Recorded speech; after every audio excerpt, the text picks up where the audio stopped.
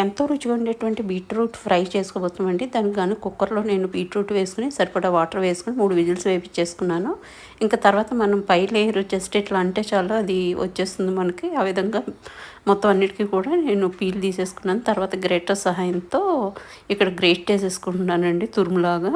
ఇది గ్రేట్ అయిపోయిన తర్వాత మనం ఇంకా తాలింపు చేసేసుకుంటాము. ఇక్కడ తాలింపు కోసం వెల్లుల్లి డబ్బలు, ఎండుమిర్చి, కరివేపాకు, మినపప్పు, జీలకర్ర, ఆవాలు వేసుకుని మంచిగా 2 టేబుల్ స్పూన్ల ఆయిల్‌లో ఫ్రై చేసుకున్నాను. చూసారా పోపు చక్కగా వేగిపోయింది. పోపులో తురుము పెట్టుకున్నటువంటి బీట్రూట్‌ని యాడ్ చేసేసుకుంటామండి. యాడ్ చేసుకున్న తర్వాత మంచిగా మొత్తం అంతా మిక్స్ చేసేసుకొని, ఇంకా దీంట్లో మనం రుచికి సరిపడా సాల్ట్ యాడ్ చేసుకున్నాం. సాల్ట్ చాలా తక్కువ క్వాంటిటీనే పడుతుందండి, చూసుకొని వేసుకోవాలి. వేసుకున్న తర్వాత మొత్తం అంతా మిక్స్ చేసేసుకొని ఒక 5 నిమిషాల పాటు ఫ్రై చేసుకుంటే మన బీట్రూట్ ఫ్రై రెడీ అయిపోతుంది.